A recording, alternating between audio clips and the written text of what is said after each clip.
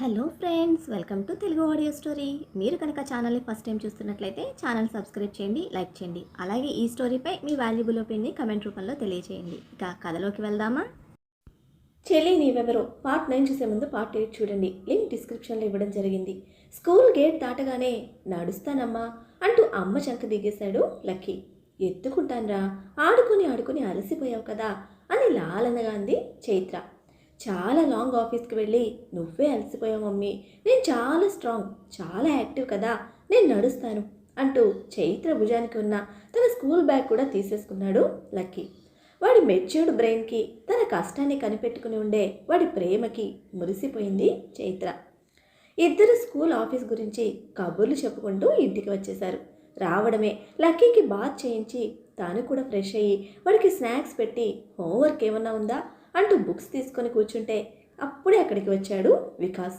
వికాస్ని చూడడమే snacks plate తన వెనక దాచుకున్న లక్కీని చూస్తూనే నువ్వు మరీ ఓవర్ చేస్తున్నావురా అంటూ మొహం మార్చుకొని మూతి బిగించాడు వికాస్. అదే అని నాలుక బయట పెట్టి వికాస్ని వెక్కిరించిన లక్కీ తన వెనక దాచిన స్నాక్స్లో నుంచి ఒక్కొక్కటిగా తీసుకొని అతను ఊరిస్తూ తింటూ ఉంటే మాడిపోయిన మొహంతో చైత్రను చూశాడు వికాస్. వాడికి ఇష్టమైన అటుకుల పాయసం నువ్వు లాక్కొని తిన్నప్పుడు ఉండాలి ఆలోచన. ఇప్పుడు నన్ను చూస్తే నేనేం చేయను అని నవ్వి మరొక ప్లేట్లో వికాస్కి కూడా హోమ్ మేడ్ గవ్వలు చక్రాలు పెట్టి తెచ్చిచ్చింది. వాటిని నోట్లో పెట్టుకుంటూనే ఏ మాటకు ఆ మాటే చెప్పుకోవాలి. నీ చేతి ఫుడ్ సూపర్ ఉంటుంది డార్లింగ్, మిస్ చేసుకుంటే వాడంత వేస్ట్ ఫెలో ఇంకొకడు ఉన్నాడు, అందుకే ఆ రోజు లాక్కున్నాను అని టేస్టీగా ఉన్న బెల్లం గవ్వలు లక్కీని వెక్కిరిస్తూ నోట్లో వేసుకున్నాడు వికాస్. అమ్మా, విక్కీ అంకుల్ పొమ్మను, నా గవ్వలన్నీ లాగేసుకుంటున్నాడు అంటూ గయ్యమన్నాడు లక్కీ. నేను పోన్రా, హాఫ్ టికెట్, నీకన్నా ముందు నేనే మీ అమ్మకి ఫ్రెండ్ని తెలుసా అంటూ ఇంకా ఉడికించడానికి ట్రై చేశాడు వికాస్. దానికి మొహం కందగడ్డలా చేసుకున్న లక్కీని చూస్తూ అబ్బా విక్కీ, వాడు ఇంకా హోంవర్క్ కంప్లీట్ చేయాలి, ఇప్పుడు నువ్వు ఇలా వాడి మూడ్ని డిస్టర్బ్ చేయకు అని వికాస్ వైపు ఒక సీరియస్ లుక్ ఇచ్చి వాడితో గొడవ పడే ఉద్దేశం ఉంటే నువ్వు ఇప్పుడే ఇంటికి బయలుదేరు అని అంది చైత్ర మొహమాటం లేకుండా. నాకు నీ కొడుకుని డిస్టర్బ్ చేయడం తప్ప వేరే పనేం లేదనుకుంటున్నావా? అయినా అమ్మ కొడుకులు ఇద్దరు ఎప్పుడూ ఒకే పార్టీనేగా అని నవ్వి నీతో ఒక ఇంపార్టెంట్ మ్యాటర్ డిస్కస్ చేయాలి చైత్ర అని అన్నాడు. సరే బయట మాట్లాడదాం పద, వస్తాను అని వికాస్ తన ప్లేట్తో బయటకు వెళ్ళిన తర్వాత లక్కీకి హోంవర్క్ ఎక్స్ప్లెయిన్ చేసి బయటకు వచ్చింది చైత్ర. ఇప్పుడు చెప్పు, ఏంటి అంత ఇంపార్టెంట్ మ్యాటర్ అంటూ వికాస్ సైడ్ ఉన్న మరొక చైర్లో కూర్చుంటున్న చైత్రను చూస్తూనే హౌస్ షిఫ్ట్ అవుతావా అని అడిగాడు వికాస్. వాట్, ఎందుకు అంటూ విక్కీ సడన్గా అడిగిన ప్రశ్నకి అర్థం కానట్టు చూసింది. ఇక్కడ నుండి నీకు ఆఫీస్ చాలా లాంగ్ అవుతుంది, మళ్ళీ వచ్చిన దగ్గర నుండి ఇంటి పని లక్కీతో పూర్తిగా స్ట్రెయిన్ అవుతున్నావు. ఇప్పుడు మంచి శాలరీ ఉందిగా, ఆఫీస్కి దగ్గరగా ఏదైనా ఫ్లాట్ చూద్దామా అని అన్నాడు తానే చొరవ తీసుకొని.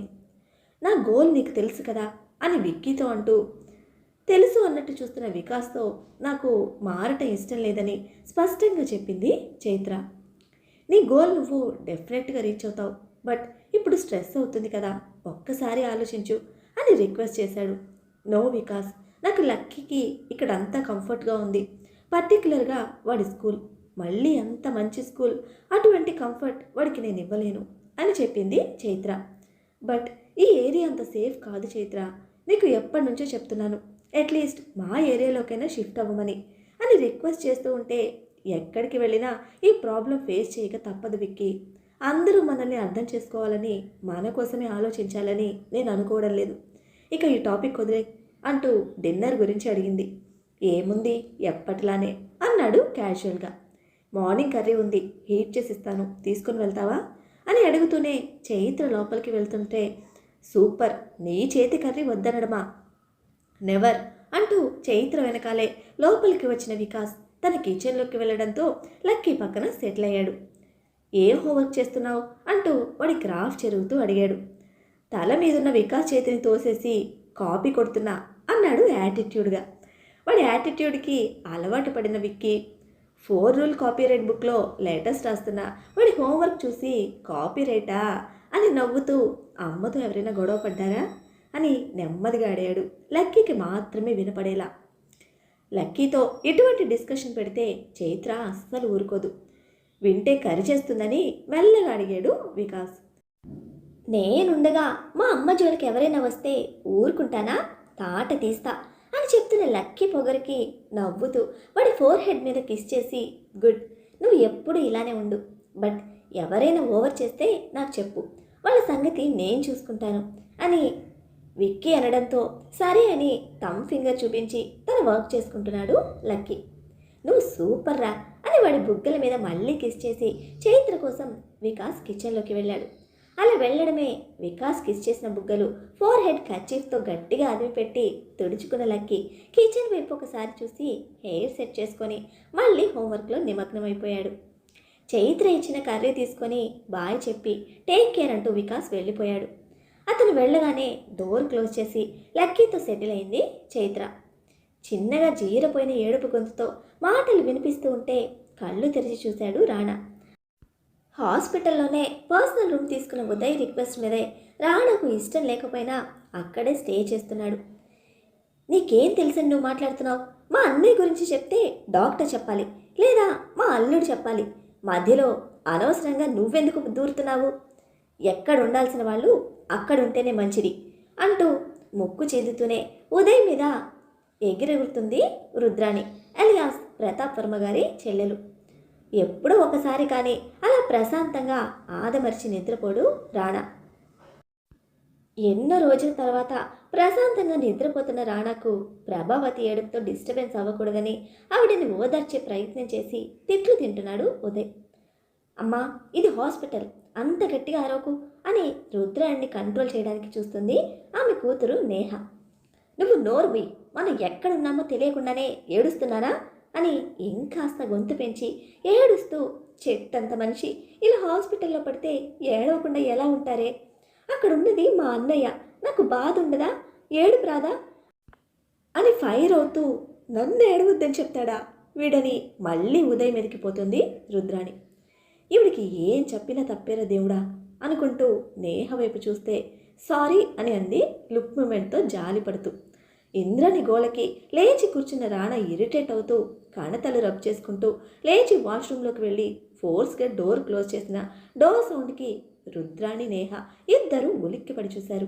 అయ్యో అమ్మ, చక్కగా నిద్రపోతున్న బావని నీ అరుపులతో లేపేశావు అని చెవి దగ్గర చిన్నగా చెప్తూ బావకి కోపం వచ్చినట్టుంది, సైలెంట్గా కూర్చో అని అంది నేహ. నా ఏడుపు, నా బాధ మీకు డిస్టర్బెన్స్లో కనిపిస్తుందా అని నిష్ఠూరమాడుతూ, ఏంటో మా ప్రేమల బంధాలు అర్థం కావు మీకు అని ఉదయ్ని కోపంగా చూస్తూ పోయి సోఫాలో అడ్డం పడింది రుద్రాణి. అమ్మయ్య అనుకొని రుద్రాణి కనిపించకుండా నేహకి లిప్ మూమెంట్తో థ్యాంక్స్ చెప్పి మరో సైడ్ సోఫాలోకి వచ్చిన ఉదయ్ వైపు చూసి చిన్న స్మైల్ ఇచ్చింది నేహ. ఫేస్ వాష్ చేసుకొని నాప్కిన్తో తుడుచుకుంటూ మిర్రర్ ముందు నిలబడ్డ రాణా చెదిరినట్టున్న క్రాఫ్ మళ్ళీ సెట్ చేసుకొని బయటకు వచ్చాడు. ముక్కు చెదుతున్న తల్లి పక్కనే కూర్చొని ఆవిడని ఓదారుస్తుంది నేహ. ఎందుకొచ్చారు అని సడన్గా వినిపించిన వాయిస్కి డోర్ వైపు చూడగానే అక్కడ హ్యాండ్స్ ఫోల్డ్ చేసుకొని వాళ్ళని సూటిగా చూస్తూ కనిపించాడు రాణా. అది బావా, మావయ్యకు ఆపరేషన్ జరిగింది కదా, అమ్మ చూస్తాను అంటే తీసుకొచ్చాను అని నార్మల్గా చెప్పింది. ఆ పెద్ద మనిషి ఐసీయూలో ఉన్నాడు, చూపించి తీసుకెళ్ళు అని ఉదయ్ని చూస్తూ ఫుడ్ ఆర్డర్ పెట్టు అంటూనే అతని పక్కనున్న స్టూల్ మీద తన ఫోన్ కనపడడంతో తీసుకున్నాడు రాణా. డ్రైవర్కిచ్చి చైత్ర పంపించింది అని చెప్పాడు ఉదయ్. ఉదయ్ చెప్తూ ఉండగానే అదేంట్రా, మేము ఇక్కడ ఉండడం నీకు ఇష్టం లేదా అని అడిగింది రుద్రాణి. రాణా ఉక్రోషంగా అడుగుతున్న రుద్రాణి వైపు కనీసం చూడకుండానే విస్కీ కూడా కావాలి అని అన్నాడు ఉదయ్తో. మామూలుగా ఉంటేనే రాణాతో మాట్లాడటం కష్టం, ఇంకా డ్రింక్ చేస్తే అస్సలు తట్టుకోలేమని రుద్రానికి బాగా తెలుసు. మళ్ళీ మళ్ళీ అడిగి రాణాతో చీ అనిపించుకోవడం కన్నా బుద్ధిగా అక్కడి నుండి పోవడం కరెక్ట్ అనుకున్న రుద్రాణి కూతురు నెత్తి మీద పొడిచి, నేను ముందే చెప్పానా, వాడికి మనమన్నా మన మాటలన్నా అస్సలు పడడం లేదు, మా అన్నయ్యని చూసి వెళ్ళిపోదామని నేను ముందే చెప్పానుగా అని అంటూ ఉంటే తల్లి వైపు వెర్రిగా చూసింది నేహ. నేను చెప్తూనే ఉన్నా, నా మాట నువ్వు విన్నావటే? బావా బావా అని కలవరిస్తూ నీ బావ కోసం నన్ను ఇక్కడికి లాక్కొచ్చావు. నీకు మాత్రమే నీ బావ మీద ప్రేమ ఉంటే సరిపోదు, అప్పుడప్పుడు నేను చెప్పేది కూడా వినాలని అంటున్న రుద్రాని మాటలు విన్న ఉదయ్ ఫేస్ నల్లగా మారింది. మేనత్త మాట్లాడుతున్న మాటలు పట్టించుకోకుండా ఫోన్ స్విచ్ ఆన్ చేసి చూసుకుంటున్న రాణా క్షణకాలం పాటు ఉదయ్ ఫేస్ చూసి మళ్ళీ ఫోన్ స్క్రీన్ మీద కళ్ళు నిలిపాడు. మన ప్రేమ అనురాగం వాడికి అర్థమయ్యే రోజు రావాలని ఆ దేవుణ్ణి మొక్కుకుంటాను అని నేహ మీద ఉరుముతూ పోదాం పదా అని అంటూ లేచింది రుద్రాణి. తను వద్దున్నా వినకుండా లాక్కొచ్చిన తల్లిని ఇప్పుడు ఏమీ అనలేక సరే అంటూ వెళ్తాను బాబా అని రాణాను చూస్తే కనీసం తల తిప్పి కూడా చూడలేదు రాణా. ఎటువంటి రెస్పాన్స్ లేకుండా ఫోన్ చూస్తున్న రాణా బిహేవియర్కి మండి చూస్తున్న రుద్రాణి నువ్వు చెప్పినా వాడికి వినపడదులే అని అంటూ కూతుర్ని లాక్కొని బయటకు వెళ్ళిపోయింది. ఎందుకురా వాళ్ళతో అలా బిహేవ్ చేస్తావని వాళ్ళు బయటకు వెళ్ళగానే రాణాను అడిగాడు ఉదయ్. ఉదయ్ క్వశ్చన్కి ఒక షార్ప్ లుక్తో ఎవరితో ఎలా ఉండాలో ఎంతవరకు ఉండాలో నాకు బాగా తెలుసు, సలహాలు ఇవ్వడం మాని నీకు చెప్పిన పని చూడు, తల బద్దలైపోతుంది అన్నాడు సెలెక్ట్ చేసుకున్న ఫిగర్కి కాల్ కలుపుతూ. ఇది హాస్పిటల్ రా, ఇక్కడికి ఆల్కహాల్ ఏంటి అని వద్దు అంటే యూ డోంట్ వరీ నేనే వాటి దగ్గరికి పోతానులే అని అన్నాడు రాణా. నీతో చచ్చే చావు వచ్చిందిరా నాకు, ఛా అని విసుక్కుంటూ తెప్పిస్తాలే వెయిట్ చేయి అన్నాడు గంటు పెట్టుకున్న మొహంతో. డెసిషన్ చేంజ్ చేసుకున్న ఉదయ్ షోల్డర్ తట్టి right decision in right time అని కన్ను కొట్టి కాంప్లిమెంట్ ఇస్తూ అటు సైడ్ ఫిగర్ ఫోన్ లిఫ్ట్ చేయడంతో హలో అంటూ బయటకు వెళ్ళాడు రాణా.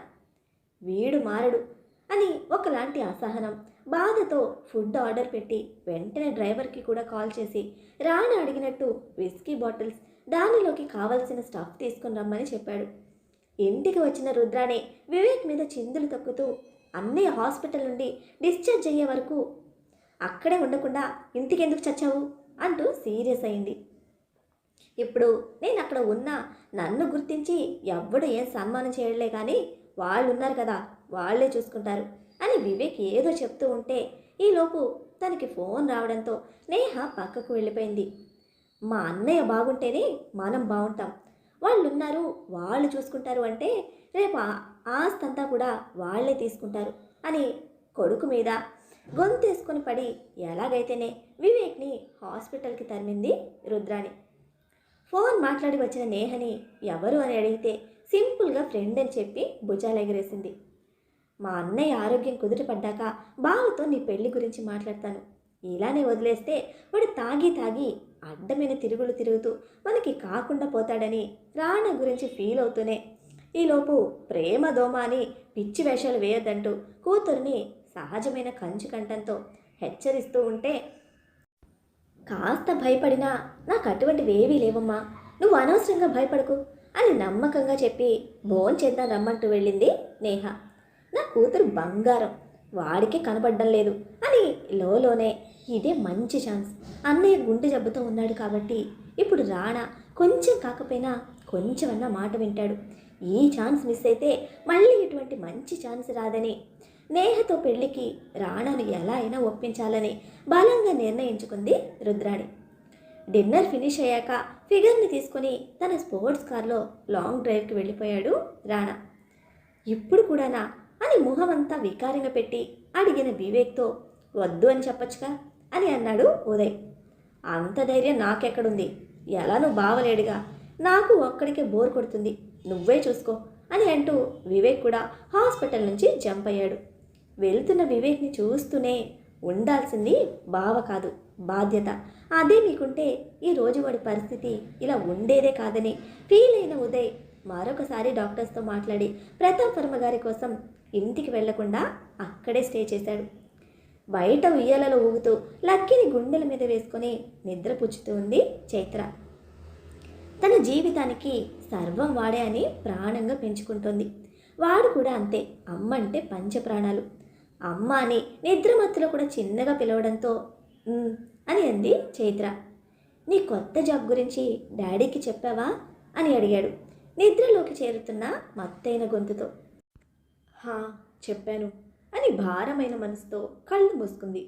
మరి డాడీ ఏమన్నారు మమ్మీ అని వచ్చిన లక్కీ మాటకి చాలా బాగా వర్క్ చేయాలి, మంచి పేరు తెచ్చుకోమని చెప్పారంటూ తండ్రి మాటగా లక్కీతో చెప్పింది చైత్ర. అంత మత్తులో కూడా తండ్రి మాట విన్నందుకు చైత్ర బుగ్గన ముద్దు పెట్టి యు ఆర్ బెస్ట్ అమ్మా అని అన్నాడు, తల్లి మీద ఉన్న అపారమైన నమ్మకాన్ని ఆ ఒక్క మాటలో చూపిస్తూ. నీళ్ల కళ్ళతో గట్టిగా వాడిని గుండెలకు హత్తుకొని థ్యాంక్ యూరా అంటూ లేచి లోపలికి నడిచిన చైత్ర డోర్స్ లాక్ చేసుకొని లైట్స్ ఆఫ్ చేసి లక్కీని అలానే గుండెల మీద ఉంచుకొని బెడ్ మీద వాలింది. కలత నిద్రతో కాపురం చేయడం కొన్ని సంవత్సరాల నుంచి అలవాటు పడిన చైత్రకు ఆ రాత్రి కూడా అలానే గడిచింది. నెక్స్ట్ డే భూమండలం సూర్యదేవుని దర్శనంతో బద్ధకాన్ని విదిలించుకొని మనుషుల ఉరుకులు పరుగుల మధ్య నలిగిపోవడానికి సిద్ధమవుతోంది. అందరికీ అది ప్రతిరోజులానే ఒక సాధారణమైన రోజే. బట్ చైత్రకు ఏదో భయం, ఇంకా ఏదో టెన్షన్, మరి ఏదో ఇబ్బంది, అసహనం, అన్ని ఫీలింగ్స్ మధ్య తన రొటీన్ వర్క్ స్టార్ట్ చేసింది. యాజ్ యూజువల్ లక్కీని ఎక్స్ట్రా లంచ్ బాక్స్తో రెడీ చేసి స్కూల్ దగ్గర దింపి ఆయమ్మకు రోజులానే కొన్ని జాగ్రత్తలు, కొన్ని థ్యాంక్స్లు చెప్పి స్కూల్ నుంచి బయటపడి బస్ స్టాప్కి వచ్చి ఆఫీస్కి బస్ ఎక్కింది. ఈరోజు కూడా వికాస్ ఫోన్ చేసి రిక్వెస్ట్ చేశాడు డ్రాప్ చేస్తానని. సున్నితంగా అతని రిక్వెస్ట్ని తిరస్కరించి బస్లోనే ఆఫీస్కి వెళ్ళింది చైత్ర. రాణాను ఎలా ఫేస్ చేయాలని టెన్షన్ పడుతూనే ఆఫీస్కి వచ్చిన చైత్రకు రాణా లేడు, రాడని తెలిసి గొప్ప రిలీఫ్ అనిపించింది. ఈ తాటి చెట్టు గురించే మార్నింగ్ నుంచి టెన్షన్తో చచ్చిపోతున్నానని ఫ్యాన్ స్పీడ్ పెంచి ఈజీ చైర్లో వెనక్కి వాలి రిలాక్స్ అవుతూ ఉంటే అది చెడగొట్టడానికే స్టాఫ్ మెంబర్ డోర్ నాక్ చేసి పర్మిషన్ తీసుకొని లోపలికి వచ్చాడు. చైర్మన్ సార్ ఇచ్చారని పెద్దపాల శిక్ష సైజులో ఉన్న 2 పెద్ద బుక్స్ టేబుల్ మీద పెట్టి ఒక చిన్న స్లిప్ చైత్రకిచ్చి వెళ్ళిపోయాడు అతను. ఆ చిన్న స్లిప్లో ఉన్న మ్యాటర్ ఏంటంటే ఆ 2 పెద్ద బుక్స్ ఫుల్గా స్టడీ చేసి రాణా మెచ్చే విధంగా నోట్స్ ప్రిపేర్ చేయడం. స్లిప్స్లో మెసేజ్ చదవడమే గంటు పెట్టుకున్న మొహంతో వీడు నన్ను కావాలని టార్గెట్ చేస్తున్నాడు అని బుక్స్ వైపు చూసింది Chaitra. ఆర్ఆర్వి group of industries first pillar నుంచి ఇప్పటి వరకు కంపెనీ హిస్టరీ బుక్ అది. ఉదయ్ వచ్చి అతనితో మాట్లాడే వరకు తనకు వేరే ఆప్షన్ లేదు. అండ్ పర్సనల్గా రాణా క్యారెక్టర్ ఏదైనా సరే స్టేటస్లో గ్రేట్ ఇండస్ట్రియలిస్ట్గా పేరున్న ఇటువంటి కంపెనీ హిస్టరీ రిఫర్ చేయడం వల్ల కూడా తనకి ప్లస్ పాయింట్ అని రాణా చెప్పినట్టు తన వర్క్ స్టార్ట్ చేసింది చైత్ర. ఫుల్ డే ఆ వర్క్తోనే గడిపేసిన చైత్ర ఈవినింగ్ నోట్స్ ప్రిపేర్ చేసింది. తను ప్రిపేర్ చేసిన నోట్స్ ఇంకోసారి చెక్ చేసుకుని ఆఫీస్ టైం క్లోజ్ అవ్వడంతో ఇంటికి వెళ్ళిపోయింది. నెక్స్ట్ డే కూడా చైత్రకు అస్సలు టచ్ లేని వర్క్ పంపించి ఫుల్ డే తనను బిజీగా ఉంచాడు రాణా. బిజీగా ఉంచాడు అనడం కన్నా తనతో జర్నీ ఇలా ఉంటుంది అని ఒక రకంగా హెచ్చరించాడు. ఏం చేస్తున్నావురా అని అడిగిన ఉదయ్తో, నువ్వు నీ ముసలాడు వెల్ ఎక్స్పీరియన్స్డ్ అని సెలెక్ట్ చేశారు కదా, తన ఎక్స్పీరియన్స్ అండ్ టాలెంట్ టెస్ట్ చేస్తున్నాను అని సీరియస్గా ఆన్సర్ ఇచ్చాడు రాణా. వీడిని కదిలించి కంపు చేసుకోవడం కన్నా తర్వాత చైత్రతో మాట్లాడదామని ఉదయ్ కూడా సైలెంట్ అయ్యాడు. హాస్పిటల్ కోసం 2 డేస్ టైం ఇచ్చిన రాణా ఆ రోజు సెకండ్ షిఫ్ట్ డాక్టర్స్తో ఉదయ్ మాట్లాడుతూ ఉండగానే అక్కడి నుండి వెళ్ళిపోయాడు. రిస్క్ అని తెలిసిన ఇంటి దగ్గరికి వెళ్ళి ఎక్విప్మెంట్తో కేర్ తీసుకుంటామని డాక్టర్స్ని కన్విన్స్ చేసిన ప్రతాప్ వర్మని ఆ రోజే డిశ్చార్జ్ చేయమని చాలా రిక్వెస్ట్ చేశాడు ఉదయ్. ఫస్ట్ అస్సలు ఒప్పుకొని డాక్టర్స్ హై ప్రొఫైల్తో కోట్లు ఖర్చు పెట్టగలిగే వాళ్ళ స్టేటస్కి చీఫ్ డాక్టర్ చివరికి ఓకే చెప్పి నెక్స్ట్ డే మార్నింగ్ టెస్ట్లన్నీ ఫినిష్ చేసి ప్రతాప్ వర్మ గారి కోసం అపాయింట్ చేసిన ఒక స్పెషల్ డాక్టర్తో డిశ్చార్జ్ చేస్తామని చెప్పడంతో రిలాక్స్ అయ్యాడు Uday. The great industrialist Pratap Varma heart attack and పారాలసిస్తో హాస్పిటల్లో అడ్మిట్ అయ్యారని ఆల్మోస్ట్ బిజినెస్ సొసైటీ మొత్తం స్ప్రెడ్ అయింది. కన్ని తండ్రి అలా హాస్పిటల్లో ఉంటే తాగి తందనాలాడుతూ కొడుకు బయట షికార్లు కొట్టడం, బిజినెస్ అని తండ్రిని పట్టించుకోకుండా దూరంగా ఉండటం రెండూ కరెక్ట్ కాదని ఉదయ్ అతి కష్టంగా రాణా నొప్పించి ఆ 2 రోజులు హాస్పిటల్లో ఉంచాడు. నెక్స్ట్ డే ఆల్మోస్ట్ ఆఫ్టర్నూన్ టైంలో ప్రతాప్ గారిని డిశ్చార్జ్ చేసి రేవతి మ్యాన్షన్కి తీసుకొని వచ్చారు. మరి ఇప్పుడు ప్రతాప్ వర్మ కోసం రాణా ఆ మ్యాన్షన్లోనే ఉంటాడా? ప్రతాప్ వర్మ గారు ఈ సిచ్యువేషన్ నుంచి కోలుకొని మళ్ళీ మామూలు కాగలుగుతారా? ఆఫీస్లో రాణా టార్చర్ని తట్టుకొని చైత్ర నిలబడగలుగుతుందా? రాణా చైత్రల మధ్యన ఏం జరగనుంది తెలుసుకోవాలంటే నెక్స్ట్ ఎపిసోడ్ని ఫాలో చేయండి. అలానే ఈ ఎపిసోడ్ని లైక్ చేయడం మాత్రం మర్చిపోకండి. Bye friends.